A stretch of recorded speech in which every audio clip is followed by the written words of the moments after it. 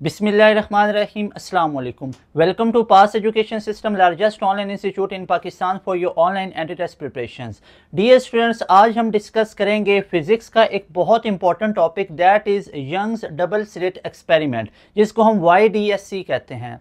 अब ये टॉपिक आप लोगों का इतना इम्पॉर्टेंट है कि नस्ट की अगर NET की बात की जाए तो आप लोगों के कोई भी NET हो रहा है, जैसे आप लोगों के डिफरेंट डेज के अंदर NETs हो रहे होते हैं, तो हर NET के दिन में आप लोगों के ऑलमोस्ट 6 to 10 क्वेश्चन YDSC के अंदर से आते हैं। बाज़ दफ़ा ऐसा भी NET देखने को मिलता है जिसमें आप लोगों के 15 तक क्वेश्चन YDSC में से आए हुए हैं। तो ये फिज़िक्स का वो एक इम्पॉर्टेंट टॉपिक है जो नस्ट के लिए बेतहाशा इंपॉर्टेंट है। अगर मैं UET ECAT की बात करूं तो वहाँ पे भी ये आप लोगों के टॉपिक में से MCQs आ रहे होते हैं। GK की बात करें, प्यास की बात करें, NED की बात करें, मेहरान की बात करें, पाकिस्तान की कोई भी टॉप 9 यूनिवर्सिटी कैंडिडेट्स की बात करें जिसके टेस्ट पैटर्न में फिजिक्स का पोर्शन होता है, तो वहाँ में आप लोगों से YDSC के अंदर से क्वेश्चन पूछे जाते हैं, that is Young's double slit experiment. तो आज का जो हमारा लेक्चर होने जा रहा है इसमें हम YDSC को पढ़ेंगे। जो हमारा टेबल ऑफ कंटेंट होगा वो क्या क्या होगा।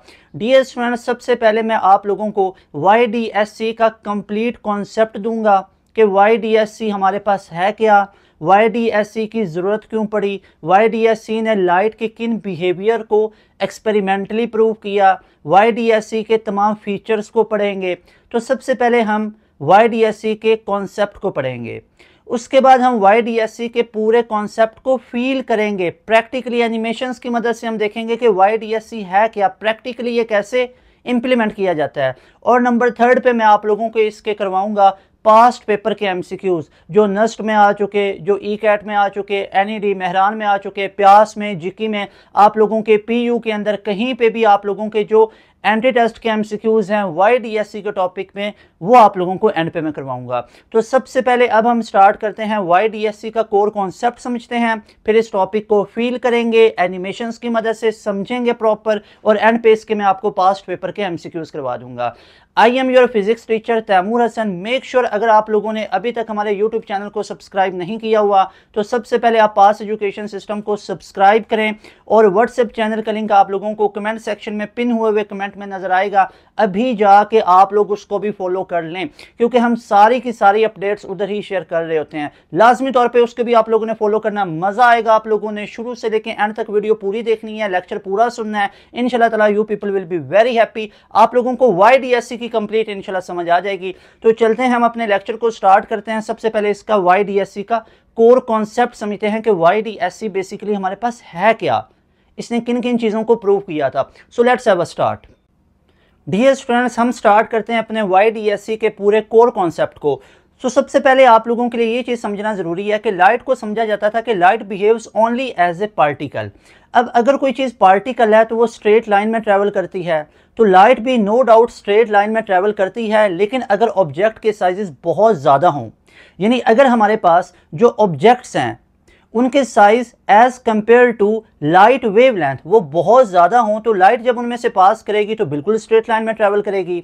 लेकिन अगर उन्हीं ऑब्जेक्ट के साइजेस बहुत कम कर दिए जाएं, approximately equal to size of wavelength of light, यानी ऑब्जेक्ट के जो साइजेस हैं वो वेवलेंथ ऑफ लाइट के अप्रोक्सीमेटली इक्वल कर दिए जाएं, नैनोमीटर में कर दिए जाएं, तो फिर लाइट स्ट्रेट पाथ में ट्रेवल नहीं करती, बल्कि लाइट बेंड हो जाती है। और बेंडिंग होना किसकी प्रॉपर्टी होती है? वेव की, क्योंकि वेव ही ऐसे प्रोपागेट होती है।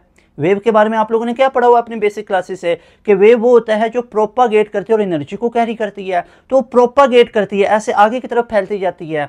तो लाइट को पार्टिकल माना जाता है, लेकिन लाइट पार्टिकल की तरह बिहेव कब कब कर रही है? जब ऑब्जेक्ट के साइजेस बहुत बड़े हैं, लाइट उनमें से ट्रेवल करेगी, light will obviously pass in a straight path. लेकिन लाइट का पाथ कर्व कब होगा, यानी लाइट कब वेव की तरह बिहेव करेगी? जब उन ऑब्जेक्ट के साइजेस लाइट की वेवलेंथ के इक्वल आ जाएंगे, अप्रोक्सीमेटली इक्वल आ जाएंगे। तो थॉमस यंग ने 1801 के अंदर 1801 के अंदर ये एक्सपेरिमेंट परफॉर्म किया था, जिसने लाइट की इंटरफेरेंस को फर्स्ट टाइम प्रूव किया था। And it's been in your next NET exam MCQs very important कि सबसे पहले किस एक्सपेरिमेंट ने लाइट की इंटरफेरेंस को प्रूव किया था? That was Thomas Young's double slit experiment performed in 1801।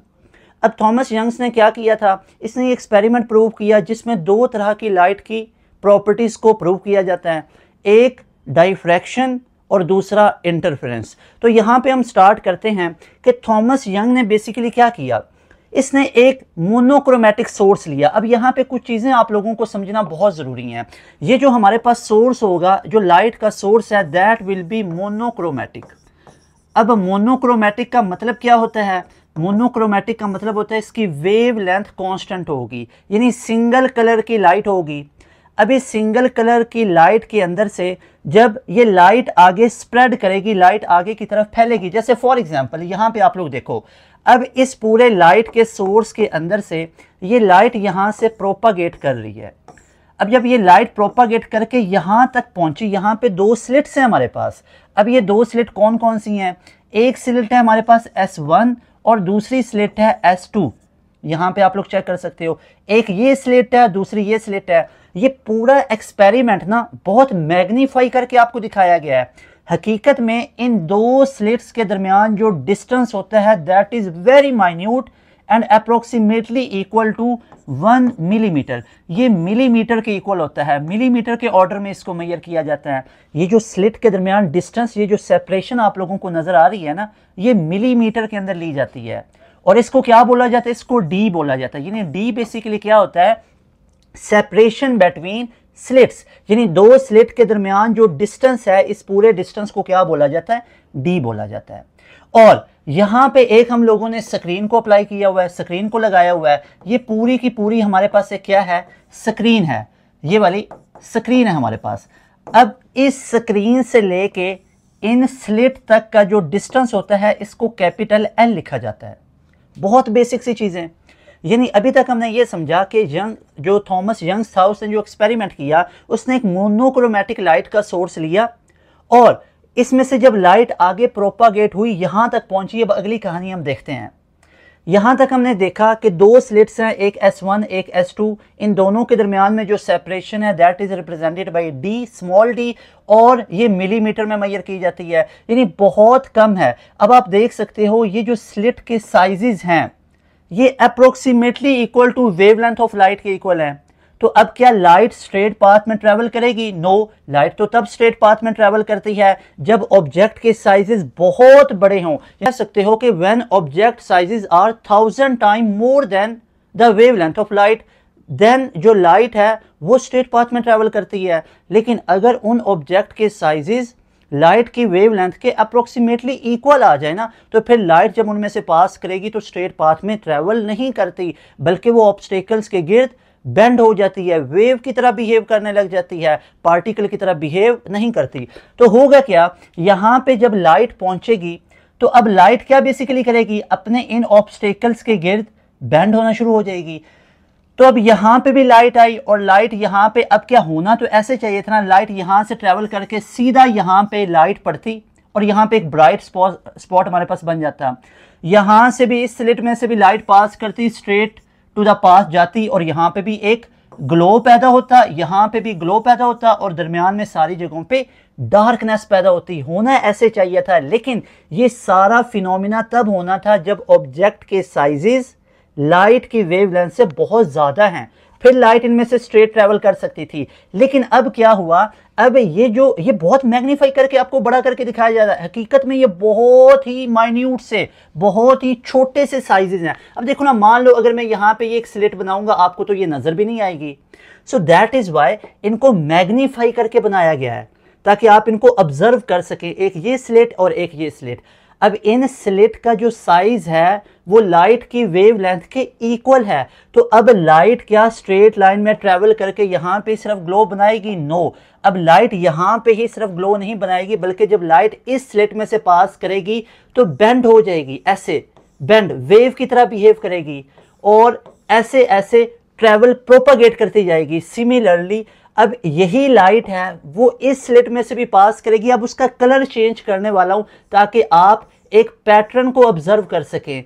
अब यहां पे देखो, आप लोगों ने देखा लाइट तो मोनोक्रोमेटिक है, सिंगल कलर की लाइट है, ये येलो और ब्लू के साथ आपने कंफ्यूज नहीं होना, वही लाइट है। लेकिन आपने देखा वो लाइट जब दो अलग अलग स्लिट में से पास करेगी तो ये बेंड क्यों हुई? नंबर 1 रीजन, क्योंकि इस स्लिट का साइज लाइट की वेवलेंथ के इक्वल है। तो तब लाइट कैसे बिहेव करती है? As a wave, not as a particle. तो लाइट पार्टिकल कैसे बिहेव करती है? जब वो स्ट्रेट लाइन में मूव करती है। और स्ट्रेट लाइन में कब मूव करती है? जब ऑब्जेक्ट के साइज बहुत बड़े हैं और लाइट उनमें से पास करेगी तो पार्टिकल की तरह बिहेव करती है। लेकिन यहाँ पे ये ऑब्स्टेकल्स बहुत छोटी स्लिट्स हैं, so that is why light क्या होगी? बेंड। और इधर से भी लाइट बेंड हुई और यहाँ पे अब देखो क्या होगा? इंटरफेयर हो रहा है, दो लाइट की वेव आपस में इंटरफेयर कर रही हैं और इंटरफेरेंस पैटर्न होगा। अब जब जो इंटरफेरेंस पैटर्न होगा तो यहाँ पे सेंटर के ऊपर हमारे पास क्या बनेगा? एक ब्राइट स्पॉट बनेगा। सेंटर के ऊपर यहाँ पे हमारे पास एक ब्राइट स्पॉट बनेगा जिसको मैं येलो के साथ शो कर रहा हूँ।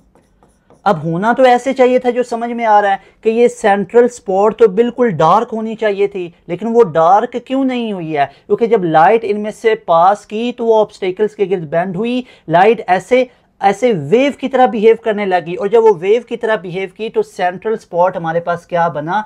That is bright. लेकिन अब इसको मैं आप लोगों को फिजिक्स के टर्म में एक्सप्लेन करता हूं कि ये हमारे पास सेंट्रल स्पॉट ब्राइट कैसे बना। यहां से देखो, सबसे पहले आप लोग देखो, लाइट जो है हमारे पास इस स्लिट S1 में से जब आई तो वो ऐसे पास की, यहां पे पास की। और इसी तरह जब स्लिट S2 में से भी लाइट की वेव आई और वो यहाँ पे इधर स्ट्राइक की, तो सबसे पहले आप लोग मुझे ये बताओ कि सबसे पहले क्या हुआ? ये लाइट की वेव इधर आके यहाँ पे स्ट्राइक की और लाइट की वेव इस स्लिट में से भी पास करके यहाँ पे स्ट्राइक की। तो मुझे बताओ, क्या इस जो हमारे पास लाइट की रे है, इसको मान लो, इसको आप O कह लो, तो ये जो हमारे पास S1 से O तक का डिस्टेंस है और जो S2 से O तक का डिस्टेंस है, क्या ये दोनों डिस्टेंसेस अलग हैं या एक ही हैं? तो अगर आप इनको मेजर करोगे तो ये डिस्टेंसेस बिल्कुल हमारे पास क्या होंगे? सेम होंगे। तो ये वाला लेंथ और ये वाली लेंथ आपस में बिल्कुल सेम है। तो क्या इनके पाथ में डिफरेंस आ रहा है? नहीं। S1 to O तक का पाथ और S2 से O तक का पाथ बिल्कुल सेम आ रहे हैं। और जब कोई पाथ का डिफरेंस नहीं होता तो हमारे पास कौन सी इंटरफेरेंस होती है? Constructive interference. तो कंस्ट्रक्टिव इंटरफेरेंस, डिस्ट्रक्टिव इंटरफेरेंस, आए जरा पहले उनको समझते हैं, तब यह टॉपिक मजीद डिटेल में क्लियर होगा। तो सबसे पहले देखो हमारे पास इंटरफेरेंस क्या होती है, इसको सबसे पहले हम देख लेते हैं। तो भाई याद रखो, इंटरफेरेंस है, दो लाइट की रे हैं, आपस में ऐसे ट्रेवल कर रही हैं सेम लाइन में, तो आपस में इंटरफेयर कैसे कैसे कर सकती हैं? अगर तो ऐसे इंटरफेयर करें कि क्रेस्ट के ऊपर क्रेस्ट आ रहा है तो कंस्ट्रक्टिव इंटरफेरेंस। अगर ऐसे इंटरफेयर करें कि क्रेस्ट के ऊपर ट्रफ और ट्रफ के ऊपर क्रेस्ट आ रहा है तो that will B destructive interference. But हमारा कंसर्न है पाथ डिफरेंस के साथ, कि पाथ डिफरेंस इसमें कितना होगा। याद रखो, कंस्ट्रक्टिव के अंदर या तो पाथ डिफरेंस होता ही नहीं है, या हमारे पास कितना होता है? 0 है, यानी है ही नहीं, या हमारे पास 1 लैम्डा, या हमारे पास 2 लैम्डा, या हमारे पास 3 लैम्डा, यानी लैम्डा का कोई इंटीजर मल्टीपल हमारे पास पाथ डिफरेंस होता है कंस्ट्रक्टिव इंटरफेरेंस में। और डिस्ट्रक्टिव इंटरफेरेंस में हमारे पास जो पाथ डिफरेंस है वो हमारे पास कितना होता है? वो हमारे पास λ/2 का ऑड मल्टीपल होता है, यानी m+1/2 लैम्डा होता है। पे हमारे पास क्या पाथ का डिफरेंस आ रहा है? नहीं आ रहा, 0 पाथ डिफरेंस है। अगर 0 पाथ डिफरेंस है तो यहाँ पे सेंट्रल स्पॉट क्या बनेगा? Bright. So that is the reason कि in YDSC central spot is always maxima, is always bright. क्यों? क्योंकि यहाँ पे कोई पाथ का डिफरेंस नहीं होता, इसलिए यहाँ पे सेंटर के ऊपर हमेशा ब्राइट स्पॉट बनता है। अब इसके बाद ऑल्टरनेटिव हमारे पास यहाँ पे ब्राइट स्पॉट बना, उसके बाद डार्क स्पॉट बनता है, उसके बाद ब्राइट बनता है, उसके बाद दोबारा से डार्क स्पॉट बनता है। सिमिलरली नीचे डार्क बनेगा, उसके बाद ब्राइट स्पॉट बनेगा, उसके बाद दोबारा से डार्क बनेगा। तो इस तरह करके हमारे पास ये स्पॉट्स बनते जाते हैं। यानी पहले हमारे पास क्या बना? पहले हमारे पास ब्राइट बना, फिर डार्क, और फिर यहाँ पे दोबारा ब्राइट बनेगा, फिर डार्क है और फिर ब्राइट बनेगा यहाँ पे। इसी तरह यहाँ पे डार्क बना, फिर यहाँ पे ब्राइट बनेगा, और फिर डार्क है और फिर यहाँ पे ब्राइट बनेगा। तो इस तरह ऑल्टरनेटिव हमारे पास ब्राइट और डार्क स्पॉट्स बनते जाते हैं। अब ये स्पॉट्स क्यों बन रहे हैं? क्योंकि यहाँ पे अगर इस पूरे एक्सपेरिमेंट को आप लोग देखोगे ना, कि स्लिट S1 से भी लाइट जा रही है, स्लिट S2 में से भी लाइट जा रही है, तो जब ये लाइट आपस में ऐसे बेंड होती है, वेव की तरह बिहेव कर रही है, क्योंकि स्लिट का साइज लाइट की वेवलेंथ के अप्रोक्सीमेटली इक्वल है, तो तब ये इंटरफेयर करते हैं। और इंटरफेरेंस क्या होगी, जहां पे पाथ डिफरेंस नहीं होगा या पाथ डिफरेंस हमारे पास n लैम्डा के इक्वल होगा या पाथ डिफरेंस λ/2 का कोई ऑड मल्टीपल है, तो दैट विल डिसाइड कि कंस्ट्रक्टिव है या डिस्ट्रक्टिव है। तो यहाँ पे कंस्ट्रक्टिव इंटरफेरेंस, यहाँ पे डिस्ट्रक्टिव, यहाँ पे कंस्ट्रक्टिव, यहाँ पे डिस्ट्रक्टिव। तो इन सारे पैटर्न को आप ऐसे ऑब्जर्व कर सकते हो। और ये जो स्पॉट्स बनते हैं इन्हीं को हम कहते हैं फ्रिंजेस। इनको हम क्या बोलते हैं, फ्रिंजेस। ये फ्रिंजेस होती हैं। और ओ से आप किसी भी पर्टिकुलर फ्रिंज तक का डिस्टेंस भी कैलकुलेट कर सकते हो, इन फ्रिंजेस के थिकनेस को भी कंट्रोल कर सकते हो। का आप लोगों का क्वेश्चंस आते हैं वो सारे के सारे इधर से ही घुमा फिरा के आ रहे होते हैं कि ये जो फ्रिंजेस हमारे पास बनी है, इन फ्रिंजेस की आप लोग मुझे बताओ स्पेसिंग कितनी होगी। स्पेसिंग फाइंड आउट आप लोगों से करने का बोला जाता है। फ्रिंज स्पेसिंग या फ्रिंज विड्थ ये आपसे निकलवाई जाती है। या किसी पर्टिकुलर जैसे मैं आपसे कहता हूं मुझे सेकंड ब्राइट का डिस्टेंस बताओ, सेकंड ब्राइट का डिस्टेंस बताओ किधर से, फ्रॉम सेंट्रल स्पॉट, के सेंट्रल स्पॉट से मुझे सेकंड ब्राइट तक का डिस्टेंस बताओ। तो ये वाली चीजें आप लोगों से पूछी जाती हैं। उसके बाद आपसे पूछा जाता है कि फ्रिंज की स्पेसिंग यानी फ्रिंज विड्थ कब इंक्रीज की जा सकती, कब डिक्रीज की जाती। यहाँ पे एक चीज आप लोगों को बता दूं, अभी तक हम लोगों ने क्या कुछ सीखा। अभी तक हम लोगों ने सीखा कि YDSC थॉमस यंग्स ने एक्सपेरिमेंट किया था 1801 में। ये एक्सपेरिमेंट क्या कहता है कि लाइट वेव की तरह भी बिहेव कर सकती है along that particle. Light particle की तरह तो बिहेव करती है स्ट्रेट पाथ में, लेकिन थॉमस यंग्स ने बहुत ही क्वांटम, जो हमारे पास फिजिक्स की स्टार्ट है यहाँ से होती है, इसने क्वांटम मैकेनिक्स को यहाँ से स्टार्टअप दिया कि लाइट जो है, जैसे अब इलेक्ट्रॉन है, इलेक्ट्रॉन भी ये बिहेवियर देता है, लाइट के अलावा इलेक्ट्रॉन भी ये बिहेवियर देगा, तभी तो इलेक्ट्रॉन की पार्टिकल नेचर के साथ वेव नेचर को भी एसोसिएट किया जाता है। इसी तरह जो वेव पार्टिकल डुअलिटी है उस कॉन्सेप्ट को ये बहुत हेल्प देता है। अब थॉमस यंग ने क्या बताया था कि जो लाइट है वो इंटरफेयर करती है और इंटरफेरेंस ऑफ लाइट का एक्सपेरिमेंटल प्रूफ है YDSC। दोबारा सुने, नेक्स्ट में आपसे क्वेश्चन पूछा जाता है कि इंटरफेरेंस ऑफ लाइट का प्रैक्टिकल हमारे पास क्या है, that is YDSC। YDSC is a practical of interference of light. दूसरी चीज ये डाइफ्रैक्शन ऑफ लाइट को भी प्रूव करता है। अब YDSC ने बताया कि भाई अगर ऑब्जेक्ट के साइजेस बड़े हैं, लाइट पास करेगी तो लाइट सीधा ट्रैवल करेगी, पार्टिकल की तरह बिहेव करेगी। लेकिन अगर उन ऑब्जेक्ट के साइजेस स्लिट की तरह के छोटे छोटे हैं तो फिर जब लाइट उनमें से पास करेगी तो light will behave as a wave, तो वो वेव की तरह बिहेव करेगी। अब वेव की प्रॉपर्टी होती है ऐसे वो प्रोपागेट करती है। अब वो प्रोपागेट करेंगी, दो स्लिट हैं तो आपस में दोनों लाइट की वेव आपस में इंटरफेयर करेंगी, या कंस्ट्रक्टिव होगा या डिस्ट्रक्टिव होगा। कंस्ट्रक्टिव है तो ब्राइटर बनेगा, मैक्सिमा होगा, और अगर डिस्ट्रक्टिव इंटरफेरेंस है तो वहां पे डार्क स्पॉट बनेगी और उसको मिनिमा बोला जाता है। और फिर मैंने आपको बताया कंस्ट्रक्टिव इंटरफेरेंस में पाथ डिफरेंस या तो होता ही नहीं या n लैम्डा होता है। n लैम्डा हो सकता है, n में भी 0 +-1 +-2 +-3 up to so on. Destructive में λ/2 का कोई ऑड मल्टीपल हमारे पास हो जाएगा, जैसे 1 है, 3 है, 5 है, 7 है। तो ये हमारे पास थॉमस यंग्स ने तमाम चीज़ों को प्रूव किया है। अब हमारे पास नेक्स्ट के अंदर जो चीज़ें पूछी जाती हैं वो ये पूछी जाती हैं कि ये जो ब्राइट स्पॉट या डार्क बने थे इनको कहते क्या है, फ्रिंजेस। इन फ्रिंजेस की थिकनेस बताओ कि ये कब पतली बनेंगी, कब मोटी फ्रिंजेस बनेंगी। और सेंट्रल स्पॉट से चौथे वाले डार्क का डिस्टेंस बताओ, सेंट्रल स्पॉट से पांचवें वाली ब्राइट फ्रिंज का डिस्टेंस बताओ। तो ये तमाम रिलेशंस को हम जरा यहाँ पे डिस्कस करते हैं, उसके बाद इस टॉपिक को पूरे को फील करते हैं। यहाँ पे हम पहले डाइफ्रैक्शन देख लें कि डाइफ्रैक्शन हमारे पास क्या होता है। डाइफ्रैक्शन कहते हैं कि अगर हमारे पास कोई स्मॉल स्लिट है और लाइट की हमारे पास बीम्स ऐसे आ रही हैं, और अगर इन लाइट की जो लैम्डा है वो approximately equal to slit size है, तो तब हमारे पास लाइट वेव की तरह बिहेव करती है और ऐसे आगे प्रोपागेट करने लग जाती है। That is called diffraction. उसके बाद इंटरफेरेंस को भी हमने पढ़ लिया। अब यहाँ पे हमारे पास नेक्स्ट टॉपिक आता है लोकेट पर्टिकुलर मैक्सिमा और मिनिमा। अब मैक्सिमा किसको बोला जाता है, मैक्सिमा बोला जाता है जहां पे कंस्ट्रक्टिव इंटरफेरेंस होगी। मिनिमा किसको बोला जाएगा, जहां पे डिस्ट्रक्टिव इंटरफेरेंस होगी। अब देखो अगर तो मैक्सिमा निकालना है यानी सेंट्रल स्पॉट हमारे पास बना, जैसे फॉर एग्जांपल यहाँ पे हम पूरी कंक्लूजन करते हैं तो ये स्क्रीन है, स्क्रीन में यहाँ पे सेंट्रल ब्राइट है, फिर डार्क है, फिर ब्राइट है, यहाँ पे डार्क और यहाँ पे ब्राइट। सेंट्रल क्या है, ब्राइट, उसके बाद क्या है डार्क, फिर ब्राइट, फिर डार्क। उसके बाद यहाँ पे सेंट्रल ब्राइट है, फिर यहाँ पे डार्क, फिर ब्राइट और फिर डार्क। तो अगर आपने सेंट्रल स्पॉट ओ से इस सेकंड वाले डार्क तक का डिस्टेंस निकालना है या सेंट्रल स्पॉट से ये पहले वाली ब्राइट तक का डिस्टेंस निकालना है, तो वो हम कैसे निकाल सकते हैं? ये हम डिस्टेंस कैलकुलेट कर रहे हैं, तो याद रखो डिस्टेंस कैलकुलेट y, इसको क्या बोला जाता है? इस डिस्टेंस को y। तो मैक्सिमा के लिए आप लोगों ने फॉर्मूला याद रखना है, that will be y is equal to m lambda l upon d, m lambda l upon D. m यहाँ पे वो उसका ऑर्डर है, जैसे मैं आपको कहता हूँ सेकंड वाली ब्राइट का डिस्टेंस बताओ तो m की जगह पे क्या पुट करेंगे? 2 पुट करेंगे। लैम्डा वो वेवलेंथ ऑफ लाइट है जो हमने पुट करनी है, l उसके स्लिट और स्क्रीन के दरमियान का डिस्टेंस है, उसके बाद d सेपरेशन बिटवीन स्लिट है वो पुट करनी है। So you will get the distance of that particular second bright from central spot. उसी तरह अगर आप लोगों ने मिनिमा निकालना है, यानी मिनिमा का डिस्टेंस निकालना है, यानी कोई पर्टिकुलर आप लोगों ने मिनिमा का डिस्टेंस निकालना है, लेकिन किधर से निकालना है? सेंट्रल स्पॉट से।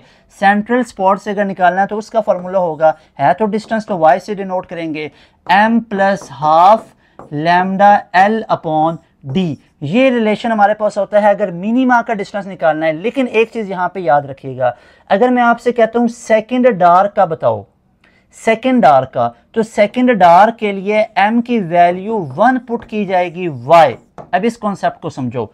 सबसे पहले आप लोग यहां पे देखो, 2-3 चीजें बहुत इंपॉर्टेंट है। मैंने आप लोगों को अभी तक क्या बताया? ये हमारे पास स्क्रीन है, बड़े ध्यान से सुनो। ये हमारे पास स्क्रीन है, इस स्क्रीन में सेंटर पे क्या बन रहा है? ब्राइट स्पॉट, क्योंकि कंस्ट्रक्टिव इंटरफेरेंस है। क्यों कंस्ट्रक्टिव है? क्योंकि कोई पाथ का डिफरेंस आया ही नहीं था दोनों लाइट की रेज के दरमियान में, तो कंस्ट्रक्टिव था। उसके बाद ऊपर डार्क, फिर ब्राइट, फिर डार्क। यहाँ पे भी हमारे पास क्या बना था? ये ब्राइट है, ऊपर भी डार्क है, ये ब्राइट है तो इधर भी डार्क है, उसके बाद ब्राइट, और उसके बाद यहाँ पे आप लोग चेक कर लो तो ये हमारे पास आगे ब्राइट और उसके बाद फर्दर क्या होना था? डार्क होना था। अब सुनो, हमारे पास हुआ क्या? हमारे पास ये सेंट्रल स्पॉट है जिसको मैंने ओ बोला। इस सेंट्रल स्पॉट से किसी भी ब्राइट तक का या किसी भी डार्क तक का डिस्टेंस आप लोग कैलकुलेट कर सकते हो।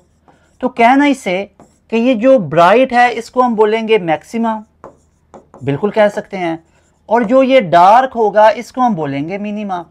तो भाई क्या मैं ये आप लोगों से कह सकता हूं कि आप इस सेंट्रल ब्राइट से किसी भी मिनिमा और किसी भी मैक्सिमा का डिस्टेंस कैलकुलेट कर सकते हो? बिल्कुल ठीक है। तो मैक्सिमा का डिस्टेंस निकालना है तो y is equal to m lambda l upon d होगा, और अगर मिनिमा का डिस्टेंस निकालना है तो y is equal to m plus half lambda l upon d होगा। लेकिन m का ऑर्डर ब्राइट के लिए यानी मैक्सिमा के लिए वही पुट किया जाएगा। जैसे अगर मैं आपसे सेकंड ब्राइट कहता हूं तो सेकंड ब्राइट के लिए आप लोगों ने m की वैल्यू 2 ही पुट करनी है। रीजन क्या है? क्योंकि ये आप लोग नंबर देते हो 0 से, याद रखना है इनके नंबर 0 से शुरू किए जाते हैं। तो ये 0 वाला, ये 1 वाला और यहाँ पे सेकंड वाला ब्राइट आएगा। और अगर मैं सेकंड डार्क की बात कर रहा हूं तो सेकंड डार्क कैसे बनेगा? जरा आप लोग देखो, ये हमारे पास क्या पहला डार्क होगा? नो, ये पहला डार्क नहीं होगा, बल्कि ये 0 वाला होगा, ये हमारे पास 1 वाला होगा, और ऊपर जो बनेगा वो 2 वाला हमारे पास होगा। जैसे इस चीज़ को आप लोग ऐसे समझ सकते हो। यहाँ पे हम फॉर एग्जांपल एक पूरा पैटर्न अगर बनाते हैं फ्रिंज स्पेसिंग का, तो ये आप लोग देखो, सेंटर के ऊपर क्या बना? ब्राइट। उसके बाद यहाँ पे आप लोग चेक करते जाओ, इनकी हम फ्रिंजेस को ऐसे ड्रॉ कर लेते हैं। तो हमने क्या किया? सेंटर के ऊपर फॉर एग्जांपल हमने ब्राइट बनाई, उसके बाद ये डार्क बनी, ठीक है, उसके बाद यहाँ पे भी डार्क हमारे पास, उसके बाद ब्राइट, और उसके बाद दोबारा से डार्क हमारे पास। इसी तरह ये सेंट्रल ब्राइट है, फिर डार्क, फिर ब्राइट, और फिर क्या बनेगी? डार्क बनेगी। Got it? अच्छा जी, और ये अच्छा जी, अब आप लोग चेक करो, यहाँ पे ये सेंट्रल है ब्राइट स्पॉट, इसको ओ कह लेते हैं। तो ऊपर 2 डार्क हैं, 2 ब्राइट हैं, और इसके नीचे भी 2 डार्क हैं और 2 ब्राइट हैं। तो मेरा आपको ये कहना है कि आप लोगों से अगर पूछा जाए कि हमारे पास सेकंड वाली ब्राइट क्या होगी, तो ये इसका जो नंबर होगा इसको 0 कहा जाता है, और ये जो ब्राइट होगी ये फर्स्ट वाली होगी, और ये वाली ब्राइट सेकंड वाली होगी। लेकिन डार्क के केस में क्या होगा? ये अब जो डार्क है, क्या ये पहले वाली डार्क है? नो, सेंट्रल स्पॉट से जो पहली डार्क होगी इसको 0 दिया जाएगा नंबर। क्यों भला? क्योंकि ब्राइट का 0 तो सेंट्रल स्पॉट होता है और डार्क का 0 पहले वाला डार्क होगा। अब है तो ये पहला डार्क, लेकिन इसकी m की वैल्यू 0 ली जाएगी और ये जो डार्क होगा इसकी m की वैल्यू 1 होगी। Got it? तो अब कहने को तो इस ब्राइट स्पॉट से ये जो डार्क है, कहने को तो इस सेंट्रल ब्राइट से ये डार्क कौन सा बन रहा है? ये सेकंड वाला बन रहा है कि ये फर्स्ट वाला और ये सेकंड वाला। लेकिन इस सेकंड वाले डार्क की m की वैल्यू कितनी पुट की जाएगी? 1 पुट की जाएगी। यानी डार्क के लिए सिंपल सी बात है, आप लोगों ने याद रखना है। अगर डार्क स्पॉट की बात हो रही है, अगर वो कहता है फोर्थ वाला डार्क है, तो आपने m की वैल्यू कितनी यूज करनी है? 3 यूज करनी है। लेकिन अगर ब्राइट के लिए जितना वो नंबर दे रहा है उतना ही पुट करेंगे। जैसे अगर मैं आपसे कहता हूं फोर्थ वाला ब्राइट, तो फोर्थ वाले ब्राइट का m की वैल्यू भी कितनी पुट होगी? 4 ही पुट होगी। ये इसमें लॉजिक होता है। अब अगर इनका डिस्टेंस कैलकुलेट करना है, यू कैन इजिली कैलकुलेट। एक y is equal to m lambda l upon D है ब्राइट के लिए, जिसको हम मैक्सिमा बोलेंगे, मैक्सिमा का डिस्टेंस। और अगर डार्क का डिस्टेंस निकालना है तो m plus 1 upon 2 lambda l upon D. लेकिन यहाँ पे जो m की वैल्यू होगी वो -1 पुट की जाएगी, जितना उसने बताया होगा। जैसे मैं आप लोगों से कहता हूं second bright and second dark, तो मुझे बताओ ब्राइट के लिए m की वैल्यू फिर कितनी पुट होगी? m की जगह पे 2। लेकिन सेकंड डार्क के लिए m की वैल्यू कितनी पुट होगी?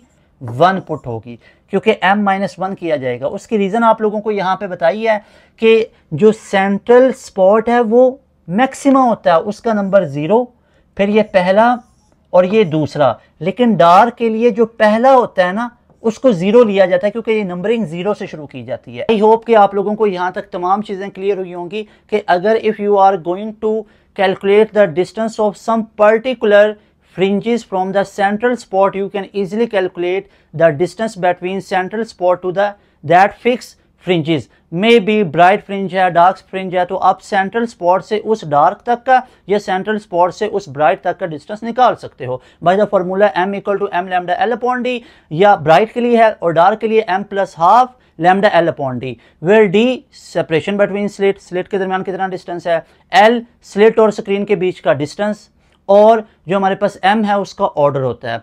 एक और चीज़ याद रखनी है आप लोगों ने, ये जो हमारे पास l डिस्टेंस होता है ना स्लिट और स्क्रीन के दरमियान में, ये 1000 टाइम मोर होता है स्लिट की सेपरेशन की निस्बत। ये भी आप लोगों ने याद रखना, और ये मीटर्स में मेजर किया जाता है। ये भी आप लोगों के एंट्री टेस्ट में क्वेश्चन पूछा जाता है कि जो l डिस्टेंस है स्लिट और स्क्रीन के बीच में, that is 1000 time more than slit separation. और स्लिट का डिस्टेंस किस में मेजर किया जाता है? मिलीमीटर में, और that is approximately equal to wavelength of light. अब हम यहाँ पे डिस्कस करते हैं एक और कॉन्सेप्ट है हमारे पास कि अगर हम फ्रिंजेस की थिकनेस को निकालना चाहते हैं। सर ये तो बहुत ज़्यादा आपने बता दिया कि फ्रिंजेस का डिस्टेंस ऐसे निकालेंगे। अब ये बताएं कि फ्रिंजेस कब हमारे पास थिकर बनेंगी और कब हमारे पास यही फ्रिंजेस थिनर बनेंगी, यानी कब थिकर फ्रिंजेस बनेंगी, कब थिनर बनेंगी। तो ये किस पे डिपेंड करता है, इसका फॉर्मूला क्या होगा, कब हम फ्रिंजेस की जो थिकनेस है वो ज़्यादा कर सकते हैं, कब कम कर सकते हैं। तो एक फॉर्मूला आप लोगों को यहाँ पे मैं लिख के दे देता हूँ। दैट रिलेशन इज एक्चुअली बहुत इंपॉर्टेंट है।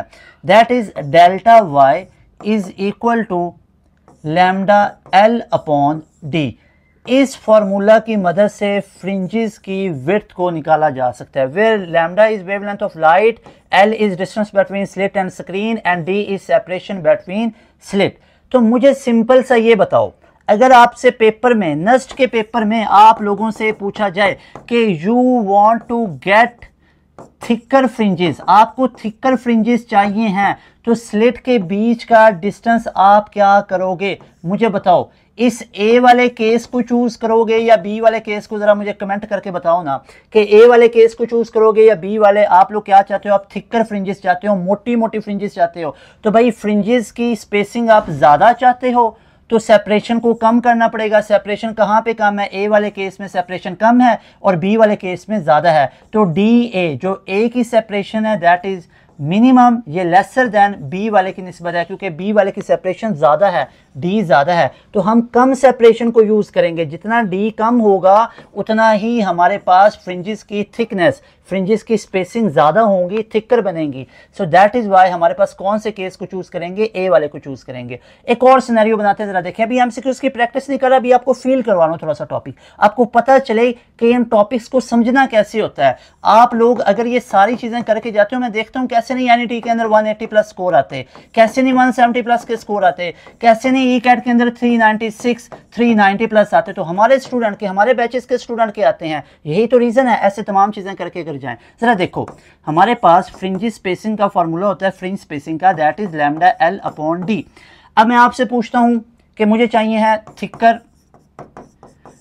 थिकर फ्रिंजेस चाहिए भाई, मोटी मोटी फ्रिंजेस चाहिए हैं। तो मुझे बताओ, मैं रेड लाइट को यूज़ करूंगा या ब्लू लाइट को? एवरीवन विल रिप्लाई, जल्दी से मुझे बताएं भाई, मुझे बताएं, मुझे थिकर फ्रिंजेस चाहिए हैं, तो क्या मैं रेड लाइट को यूज़ करूंगा या ब्लू लाइट को यूज़ करूंगा?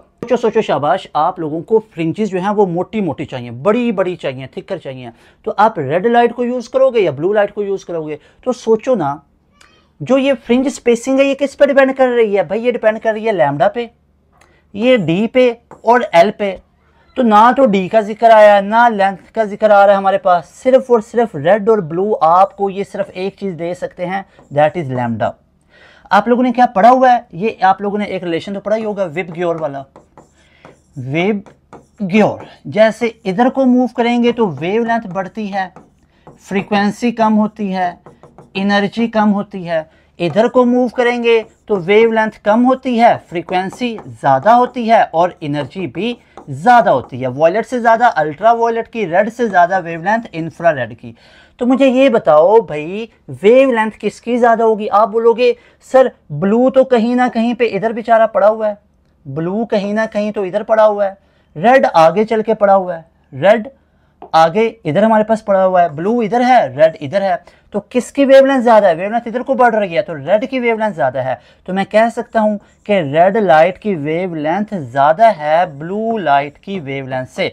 और हमारे पास फ्रिंज स्पेसिंग का फॉर्मूला होता लैम्डा एल अपॉन डी। तो लैम्डा किसका ज्यादा? रेड लाइट का। तो जिसका लैम्डा ज्यादा होगा उसकी थिकर फ्रिंजेस बनेंगी। तो मैंने आपसे यही पूछा हुआ था कि आप लोगों को थिकर फ्रिंजेस चाहिए हैं, तो रेड लाइट को यूज करोगे या ब्लू लाइट को? Obviously we will use red light, क्योंकि रेड लाइट के अंदर हमारे पास क्या होगा? वेवलेंथ ज्यादा होगी। अच्छा जी, अब एक और सिनेरियो को डिस्कस करते हैं। मुझे आप लोग ये बताओ, एक एक्सपेरिमेंट आप लोगों के पास ये है, ये सोर्स और आगे ये स्लिट्स है हमारे पास, और यहाँ पे हम लोगों ने कहीं ना कहीं पे स्क्रीन लगा दी। बिल्कुल ठीक है, इसको बना लो ए केस, बना लो ए केस। अब बी केस बना लो, ये सोर्स, ये हमारे पास स्लिट्स, ठीक है, और यहाँ पे हम लोगों ने स्क्रीन को लगा दिया। अब मैं आपसे दोबारा वही चीज़ पूछूंगा, इसको कह लो बी केस, कि मुझे चाहिए थिकर फ्रिंजेस, थिकर फ्रिंजेस। तो मुझे बताओ, मुझे ए सिनेरियो को चूज करना पड़ेगा या बी को? जल्दी से कमेंट करके बताओ, शाबाश, जल्दी से कमेंट बिलो द वीडियो।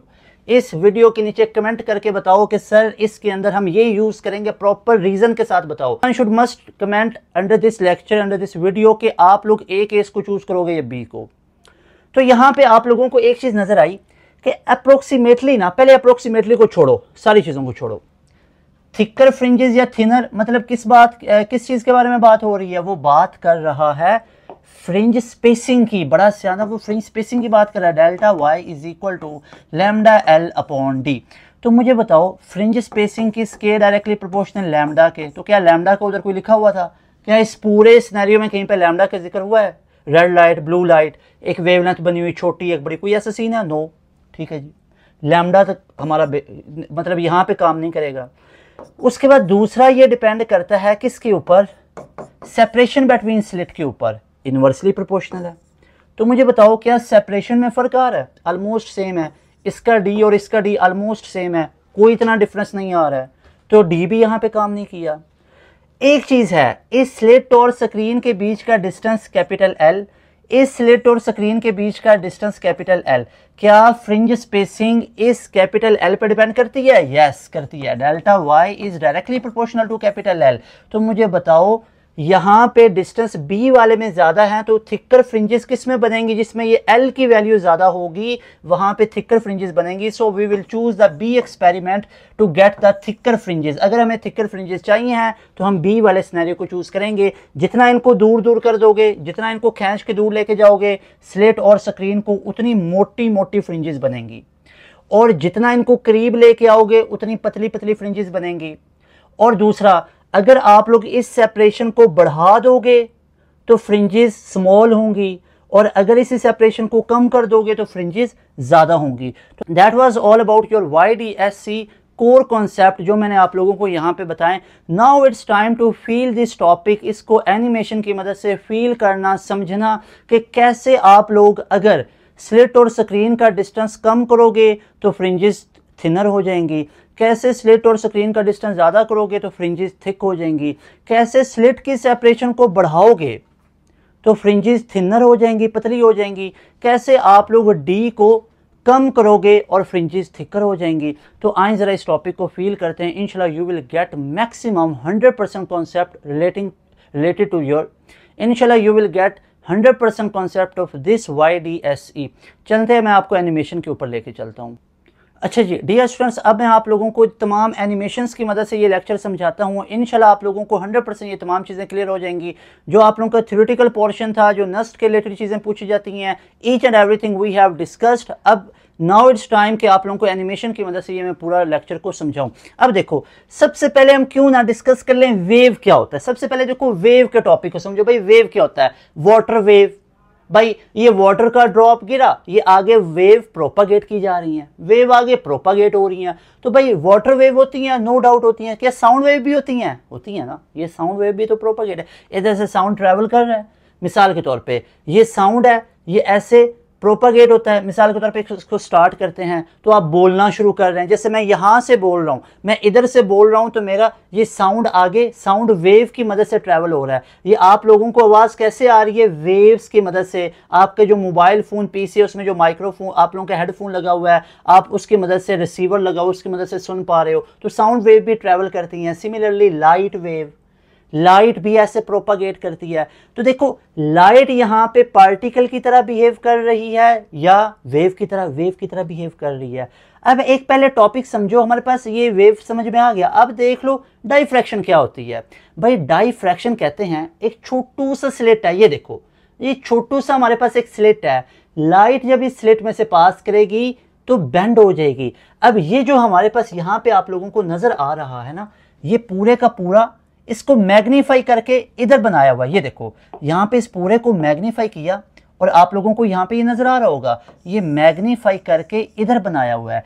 ये हमारे पास क्या है? एक स्मॉल होल है, क्योंकि YDSC भी पहले क्या था? Young's double hole experiment. बाद में ये यंग डबल स्लिट एक्सपेरिमेंट बना था कि होल लगा लो या स्लिट लगा लो, बात एक ही है, ठीक है। पहले इसका नाम था यंग्स डबल होल एक्सपेरिमेंट।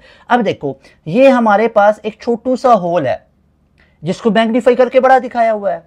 तो इस छोटू से होल के अंदर से जब लाइट पास करेगी तो सबसे पहले मुझे बताओ शाबाश, क्या लाइट बिहेव करेगी एज अ पार्टिकल या लाइट बिहेव करेगी एज अ वेव? जल्दी से कमेंट करके मुझे बताओ, वीडियो को पॉज करो, कमेंट करके बताओ। भाई आप बोलोगे सर ये वेव जब ये जो लाइट है ये जब इसमें से पास करेगी, लाइट जब इस स्मॉल से होल में से पास करेगी, ये होल तो बहुत छोटा है, इसका जो साइज है वो approximately equal to wavelength of light के बराबर है। तो इसलिए अब यहाँ पे लाइट बिहेव करेगी एज अ वेव। तो लाइट कब बिहेव करती है एज अ पार्टिकल? जब इस होल का साइज बहुत बड़ा होना था, 1000 time more than the wave length of light होना था, तो फिर लाइट ने बिहेव करना था किसकी तरह? As a particle. यहां पे लाइट बिहेव करेगी एज अ वेव।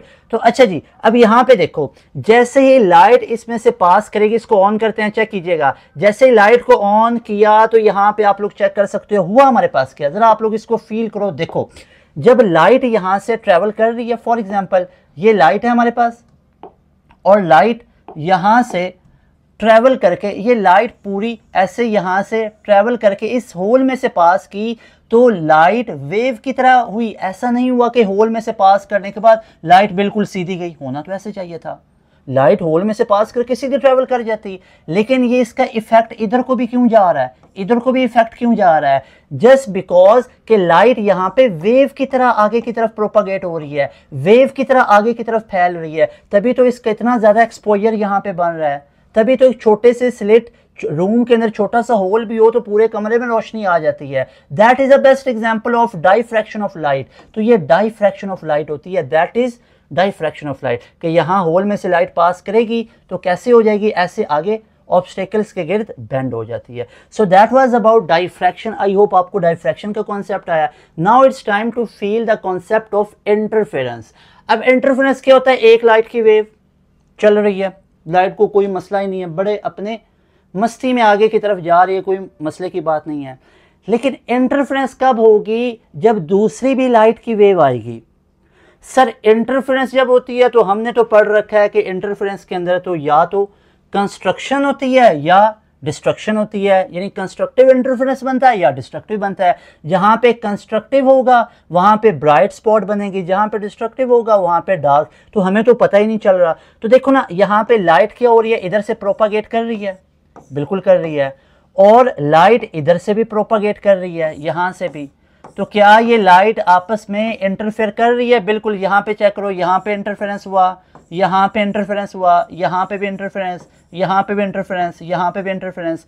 तो यहाँ पे इंटरफेरेंस होगा वहाँ पे या तो क्रेस्ट के ऊपर क्रेस्ट है या ट्रफ के ऊपर ट्रफ है।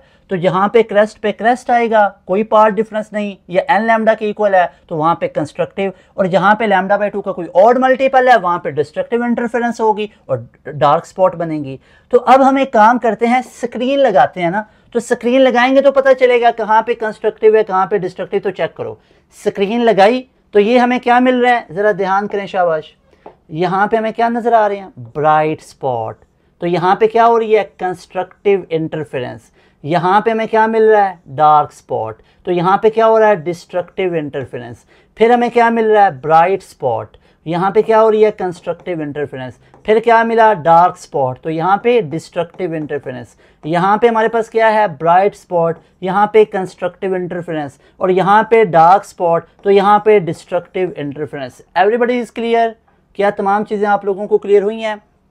अच्छा जी, तो ये इंटरफेरेंस का हमारे पास था। कंस्ट्रक्टिव में यू नो कि पार्ट डिफरेंस या होता ही नहीं या एन लैम्डा होता है, और उसके बाद डिस्ट्रक्टिव इंटरफेरेंस के अंदर हमारे पास डार्क स्पॉट बनते हैं और यहाँ पे लैम्डा बाई 2 का ऑड मल्टीपल होता है। तो क्या आप लोगों को ये पूरा कॉन्सेप्ट इंटरफेरेंस का भी क्लियर हुआ? Now it's time to discuss about Young's double slit experiment. अब हुआ क्या, ये लाइट के जनरेटर को, सोर्स ऑफ लाइट को एक टाइम के लिए रोकते हैं।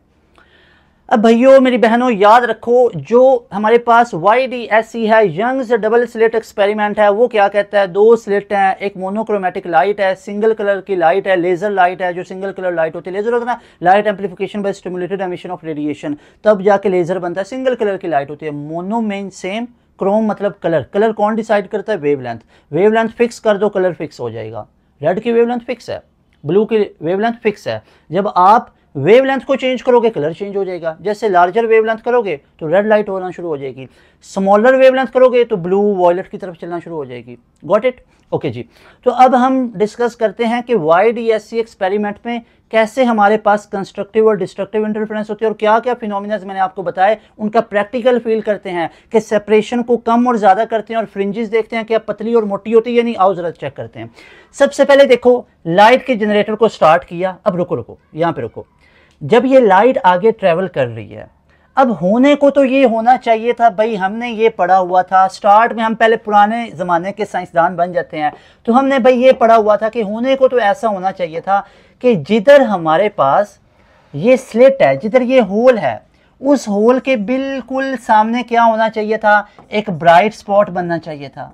बिल्कुल बिल्कुल सीधी सी, बहुत ही मासूम से हम साइंसदान थे कि इधर बिल्कुल ब्राइट स्पॉट बनना चाहिए था, और इधर भी लाइट जब आ रही है तो ऐसे इधर बिल्कुल सीधा लगनी थी, और यहाँ पे भी स्क्रीन पे ब्राइट स्पॉट बनना चाहिए था। होने को तो ऐसा होना चाहिए था, लेकिन हम भूल गए थे कि अगर लाइट जब पास कर रही है और जिस ऑब्जेक्ट में से पास कर रही है उस ऑब्जेक्ट का साइज बड़ा होगा, तो तब लाइट बिहेव करती है एज ए पार्टिकल। तब लाइट बिहेव करती है एज ए पार्टिकल जब इन ऑब्जेक्ट का साइज क्या हो, बहुत ज़्यादा हो, किसकी निस्बत, वेवलेंथ ऑफ लाइट की निस्बत। और जब हमारे पास इन स्लिट का, इन ऑब्जेक्ट का साइज अप्रोक्सीमेटली इक्वल आ जाए वेवलेंथ ऑफ लाइट के, तो फिर हमारे पास लाइट पार्टिकल की तरह बिहेव नहीं करती, फिर बिहेव करती है एज ए वेव। और वेव की प्रॉपर्टी होती है ऐसे बेंड, ऐसे कर्व पाथ में मूव करना, ना कि स्ट्रेट लाइन में मूव करना। स्ट्रेट लाइन में मूव कौन करता है, पार्टिकल। तो आइए जरा अब हम चेक करते हैं। लाइट जब आई, स्लिट का साइज बहुत छोटा, भाई ये आपको मैग्नीफाई करके बताया हुआ है। अब छोटू छोटू से अगर मैं यहाँ पे साइजेस बना दूं तो आपको नजर ही नहीं आने। ठीक है, अब देखो आगे चलते हैं, यहाँ पे आए। अब देखो, अब जब ये लाइट पास करेगी तो देखो बेंड यहाँ पे। अब रुको रुको, ये देखो, क्या लाइट यहाँ पे बेंड होना शुरू हुई? ये देखो, ये लाइट क्यों बेंड हुई? यहां से गुजर के भी लाइट क्यों बेंड हुई? ये वेव की तरह बिहेव करने लग गई। यहां पे भी लाइट वेव की तरह बिहेव करने लगी। क्यों? क्योंकि ये स्लिट का साइज लाइट की वेवलेंथ के अप्रोक्सीमेटली इक्वल आया। गॉट इट और not? Everybody clear? Is that clear और नॉट? एवरीबडी विल कमेंट के यहाँ पे कमेंट सेक्शन में आप लोग जाके कमेंट करें क्या फुल क्लियर हुआ। अब चलते हैं, इसको हम स्टार्ट करते हैं। यहाँ पे देखो, आगे इसको लेके चलते हैं। तो अब देखो, आपस में इंटरफेयर करेंगे, और इंटरफेयर करेंगे तो ये चेक करो, अब ऐसा नहीं हो रहा मेरे भाइयों मेरी बहनों, अब ऐसा नहीं हो रहा कि बिल्कुल इसके सामने ही हमारे पास ब्राइट बना और इसके सामने ही बिल्कुल ब्राइट बना। ऐसे नहीं हुआ, बल्कि दरमियान में भी एक ब्राइट बना पड़ा है। क्यों बोला? क्योंकि ये वेव की तरह बिहेव कर रहा है। और वेव आपस में क्या कर रही हैं? वेव आपस में इंटरफेयर कर रही हैं। तो इंटरफेरेंस यहाँ पे कौन सा हो रहा है? Constructive interference. तभी तो यहाँ पे ब्राइट बना, यहाँ पे भी ब्राइट बना, और यहाँ पे भी ब्राइट बना। अब आपको मजे की वो चीजें बताता हूँ, समझाता हूँ कि जो चीजें हमने पढ़ी हुई हैं। मान लो आप लोगों ने एक रिलेशन क्या पढ़ा हुआ है, जरा शाबाश मुझे बताओ। डेल्टा वाई, यानी आप लोगों ने एक रिलेशन यहाँ पे पढ़ा हुआ है कि अगर हम एक काम करें कि अगर हम डेल्टा वाई यानी फ्रिंज स्पेसिंग किसके इक्वल होता है? Lambda L upon D. क्या ये पूरा फॉर्मूला पढ़ा हुआ है? शाबाश, इसको जरा रिकॉल करो। अगर मैं डी यानी सेपरेशन बिटवीन स्लिट, ये जो डी है इसको कहते हैं सेपरेशन बिटवीन स्लिट, ये वाला पूरा डिस्टेंस, इस पूरे डिस्टेंस को, सेपरेशन को अगर मैं कम करूंगा तो फ्रिंज की स्पेसिंग, फ्रिंज की मोटाइयां क्या हो जाएंगी? ज्यादा। अगर मैं डी को क्या करूं? कम करूं। तो अब आप लोग इसको नोटिस करो, अगर मैं डी को कम करूंगा तो डेल्टा वाई क्या हो जाएगा? ज्यादा। और अगर मैं डी को ज्यादा करूं तो डेल्टा वाई क्या हो जाएगा? कम। पहले इस कॉन्सेप्ट को समझते हैं, जरा आओ चेक करो। सबसे पहले आप लोग देखो, यहां पे मैं सबसे पहले क्या करूंगा, इसको सबसे पहले हम रेज कर लेते हैं इसको। यहां पे देखो, अब इसका डी आप लोग नोटिस करो। सबसे पहले हम एक काम करते हैं, स्लिट की सेपरेशन को यहां पे फॉर एग्जांपल स्लिट की जो सेपरेशन है उसको मैं कम करता हूं। तो ये चेक करो, स्लिट की सेपरेशन को कम किया तो फ्रिंज की थिकनेस क्या हो गई? ज्यादा। प्रॉपर फील किया? जब हमने स्लिट की सेपरेशन कम की, ये चेक करो, स्लिट की सेपरेशन फुल कम कर दी, स्लिट की सेपरेशन फुल कम कर दी तो फ्रिंज की थिकनेस ज्यादा हो गई। ठीक है, यानी डी को कम किया तो फ्रिंज स्पेसिंग बढ़ गई, फ्रिंज स्पेसिंग बढ़ गई। अब डी को ज्यादा करेंगे, ये चेक करो, डी को ज्यादा किया तो फ्रिंज की स्पेसिंग कम होना शुरू हो जाएंगे। ये चेक करो, ये कोलैप्स होगी, कम, फ्रिंज की स्पेसिंग कम होना शुरू हो गई। Got it? क्या ये कॉन्सेप्ट आपको प्रैक्टिकली फील हुआ? कैसे फ्रिंज की स्पेसिंग कम भी होती हैं, ज्यादा होती हैं, by just adjusting the separation between slit. यानी जब आप सेपरेशन बिटवीन स्लिट को, इस एक फैक्टर को जब आप एडजस्ट करते हो तो हमारे पास ये फ्रिंज स्पेसिंग चेंज होती हैं। अगर तो डी को कम करोगे, सेपरेशन को कम करोगे, कम, तो ये जो डेल्टा वाई है ये क्या होना शुरू हो जाएगा? ज्यादा। ज्यादा होने का मतलब है फ्रिंजेस मोटी मोटी बनेंगी, थिकर बनेंगी। और अगर इसी डी को आप क्या करना शुरू कर दो? ज्यादा करना शुरू कर दो, तो फिर डेल्टा वाई की वैल्यू क्या होना शुरू हो जाएगी? कम। यानी फ्रिंजेस क्या? पतली पतली बनेंगी, छोटी छोटी फ्रिंजेस बनेंगी, थिनर बनेंगी, पतली पतली। Got it? तो ये कॉन्सेप्ट आई होप आप लोगों को फुल क्लियर हुआ होगा। इसके अलावा आप लोग यहाँ पे चेक कर सकते हो कि जहाँ पे हमारे पास एक और कॉन्सेप्ट आप लोगों ने याद रखना है कि जहाँ पे हमारे पास ये कंस्ट्रक्टिव इंटरफेरेंस है वहाँ पे ब्राइट स्पॉट है, यहाँ पे डिस्ट्रक्टिव है वहाँ पे डार्क स्पॉट है, और जहाँ पे कंस्ट्रक्टिव इंटरफेरेंस होती है वहाँ पे इंटेंसिटी मैक्सिमम होती है, और जहाँ पे डिस्ट्रक्टिव इंटरफेरेंस होती है वहाँ पे इंटेंसिटी मिनिमम होती है। तो अब आप इसकी सबसे पहले ग्राफ इंटेंसिटी को चेक कर लो। तो ये आप लोग देख सकते हो, पहले देखो ना, यहाँ पे इंटेंसिटी। तो कंस्ट्रक्टिव की जगह पे क्या होनी चाहिए, इंटेंसिटी ज़्यादा। तो ये चेक करो, यहाँ पे इंटेंसिटी का ग्राफ ऊपर की तरफ है। क्यों ऊपर की तरफ है, क्योंकि यहाँ पे कंस्ट्रक्टिव है। फिर यहाँ पे नीचे की तरफ ग्राफ क्यों आया, क्योंकि डिस्ट्रक्टिव है। फिर ऊपर की तरफ क्यों आया, क्योंकि कंस्ट्रक्टिव है। फिर डिस्ट्रक्टिव की जगह पे इंटेंसिटी कम। तो याद रखो, जहाँ पे कंस्ट्रक्टिव इंटरफेरेंस होंगी वहाँ पे ग्राफ ऊपर की तरफ, जहाँ पे डिस्ट्रक्टिव इंटरफेरेंस होगी वहाँ पे ग्राफ नीचे की तरफ। So all about your YDSE animation, जो कि आप लोगों को प्रॉपर मैंने फील करवाया, लेक्चर पूरा समझ में आप लोगों को आया कि ये कैसे YDSE का पूरा टॉपिक हमारे पास होता है। आप लोग अगर इस तरह के टॉपिक्स को डिटेल के अंदर पढ़ना चाहते हो, अगर आप लोग तमाम लेक्चर्स को, फिजिक्स के तमाम टॉपिक्स को इसी तरह पढ़ना चाहते हो, आप केमिस्ट्री के तमाम टॉपिक्स को उनको समझ के पढ़ना चाहते हो, मैथ के तमाम टॉपिक्स, आप लोग बायो के तमाम टॉपिक्स, इंग्लिश के तमाम टॉपिक्स, आप लोग तमाम सब्जेक्ट्स के तमाम टॉपिक्स को ऐसे डिटेल में पढ़ना चाहते हो और अच्छे खासे नंबर लेना चाहते हो, तो join our super premium batch. क्योंकि हमारे प्रीमियम बैच में आपको इस लेवल का पढ़ाया जाता है, इस तरह पढ़ाया जाता है ताकि आप लोग बेहतरीन मार्क्स ले सकें। यही तो वजह है कि नस्ट के अंदर अगर 2023 की बात की है, राउंड 1, 2, 3 का टॉपर हमारे बैच के स्टूडेंट है 169 मोहम्मद हमजा काशिफ, 168, 169 मेडिकल बैकग्राउंड के स्टूडेंट हैं, आप इंजीनियरिंग के हैं, कंप्यूटिंग के हैं, सबके पहले नंबर पे पोजीशन आई। अगर पूरी नस्ट में पहली मेरिट पोजीशन की बात की जाए तो वो हमारे बैच के स्टूडेंट की है, मोहम्मद अब्दुल्ला खान जो A लेवल बैकग्राउंड का था। अगर प्यास के पहले राउंड की बात की जाए तो हमारे बैच का स्टूडेंट टॉपर, दूसरे का हमारे बैच का स्टूडेंट टॉपर,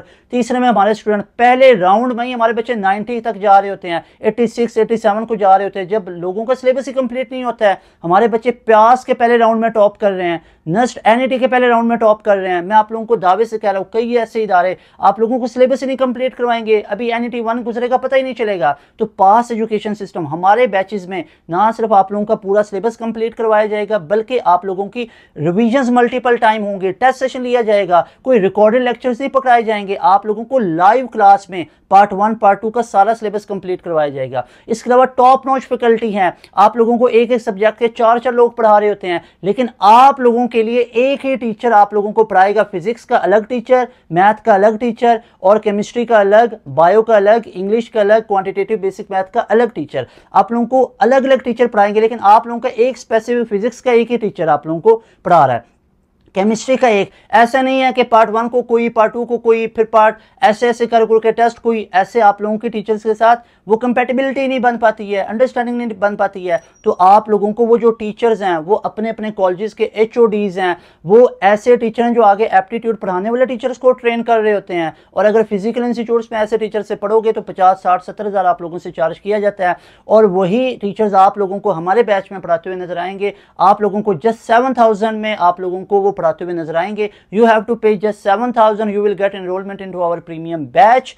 तमाम प्रैक्टिस मटेरियल हम प्रोवाइड करेंगे, लेक्चर नोट्स हम प्रोवाइड करेंगे, टेस्ट सेशन कंडक्ट करेंगे, टेस्ट की लाइव क्लास में डिस्कशंस होंगी, each and everything you will be provided. अगर नस्ट की बात करो, हमारे स्टूडेंट 2023, 24, 25 में टॉप किया, 170 प्लस के स्कोर आए, 171 हमारे बैच के स्टूडेंट के आए। अगर आप लोग प्यास की बात करो, 86, 7, 8, 9, 90 तक स्कोर गए हमारे बैच के स्टूडेंट की। जीके के टॉप 20 में मेरिट पोजीशंस, हमारे बच्चे स्कॉलरशिप पे पढ़ रहे हैं। यूईटी के अंदर अगर कोई आप लोगों को कह रहा है यूटी में पोजीशन है तो झूठ बोल रहे होते हैं, रिव्यूज वगैरह ऐड नहीं करते। हमारे बैच के स्टूडेंट जो टॉप करते हैं तो वो रिव्यूज भी बना के देते हैं। नस्ट के जितने टॉपर्स हैं हमारे बैच के स्टूडेंट, सबके रिव्यूज पड़े हुए हैं। यूईटी के जो टॉपर्स हैं हमारे, आप लोग यूट्यूब चैनल पर देख सकते हो, रिव्यूज भी पड़े हुए हैं। प्यास के टॉपर हैं, जीके के टॉपर हैं। अगर NED की बात करूँ, मेहरान की बात करूँ, हमारे student top of the line आ रहे होते हैं अल्हम्दुलिल्लाह। यूईटी कोई भी है, MUET है, NED UET है, UT लाहौर है, UT KSK है, टेक्सला है, नारोवाल है, कोई भी इसका कैंपस है, अल्हम्दुलिल्लाह हमारे student top of the line आ रहे होते हैं। अगर आप MD कैट की बात करें तो उसके लिए हमारे बैच को आप लोग ज्वाइन कर सकते हो। NTS में हमारे स्टूडेंट 92, 93, 94 पे जा रहे हैं, 100% आयल है। कॉम सेट्स में फास्ट के अंदर, फास्ट की हिस्ट्री में इतना एग्रीगेट नहीं आया 95 तक का जो हमारे बैच के स्टूडेंट का है। 95 का एग्रीगेट, 94, 93, 92, 91 लाइन लगी हुई है। कॉम सेट्स की बात करूं, NED की, मेहरान की, IBA LUMS top of the line positions आ रही होते हैं हमारे बैच के स्टूडेंट की। So this platform is highly recommended for you people. अगर तो वाकई में भाई सिलेक्शन लेनी है ना, अगर तो वाकई में हर महीने अपने कॉलेजेस में, अकेडमी में फीसिस पे कर रहे हो ना, इधर एक दफ़ा 7,000 पे करनी है, आप लोगों की तबीयत खुश हो जाएगी। आप लोगों को पूरे साल की फ़ी है, कोई एक्स्ट्रा चार्जेस नहीं, कोई टेस्ट सेशन के अलग से चार्जेस नहीं, कोई प्रैक्टिस बुक्स के मटेरियल के कोई चार्जेस नहीं। तमाम पास पेपर हम प्रोवाइड करेंगे, सोल्यूशन हम करवाएंगे, तमाम लेक्चर नोट्स हम देंगे, टेस्ट सेशन हम देंगे आप लोगों को। लाइव क्लास के अंदर डेली लाइव क्लासेस में कोई एक आधे दिन का ड्रामा नहीं किया जाता बच्चों के साथ। खुदारा एक चीज़ को समझो, कहीं पे भी ज्वाइन कर रहे हो तो ये देखो क्या एक दो दिन की क्लास आप लोगों को दी जा रही है या पूरा हफ्ते में आप लोगों को क्लासेस दी जा रही हैं। अक्सर मैं देख रहा होता हूँ बच्चों के साथ मजाक किया जाता है, एक आधे दिन आप पढ़ के नस्टैनिटी क्लियर नहीं कर सकते हो और फिर सिलेबस कवर नहीं होते हैं। यही तो वजह है पास एजुकेशन सिस्टम आप लोगों का टाइमली सिलेबस भी खत्म करता है, रिविजन्स करवाता है और आप लोगों के मल्टीपल टेस्ट लिए जाते हैं, मॉक टेस्ट लिए जाते हैं, हर यूनिवर्सिटी के अलग अलग कंटेंट आप लोगों को दिया जाता है। सो लाजमी तौर पर अगर डेली लाइव क्लासेस लेनी है, एक डिसिप्लिन में आके पढ़ना है, तो लाजमी तौर पर हमारे बैच का हिस्सा बनो। इंशाल्लाह ताला one time you have to pay 7,000, पूरे साल की टेंशन खत्म हो जाएगी और जब तक एडमिशन नहीं होगा तब तक आप लोगों की ये फी वैलिड रहेगी। हमारी पूरी टीम आप लोगों के लिए इतनी एफर्ट कर रही है कि दिन भर रात आप लोगों के लिए लगी रहती है। कोई दुनिया जहान में आपको फीचर किसी इदारे में मिल रहा है वो हमें आके बताओ, हम आपको उसी 7,000 में प्रोवाइड करेंगे और कोई ऐसा फीचर नहीं होगा जो आप लोगों को नहीं प्रोवाइड किया जाएगा। Each and everything you are provided, you will be very happy by joining our session. लाजमी तौर पर आप लोग यूट्यूब चैनल को भी सब्सक्राइब करो, हमारे बैच का हिस्सा बनो, साल के शुरू में एनरोलमेंट ले लो, पूरे साल की टेंशन खत्म, आपका एडमिशन सिक्योर हो जाएगा 100% इंशाल्लाह ताला। तैमूर हसन को दें इजाज़त, इंशाल्लाह मिलेंगे नई वीडियो में। अस्सलाम वालेकुम, अल्लाह हाफिज़, पाकिस्तान जिंदाबाद।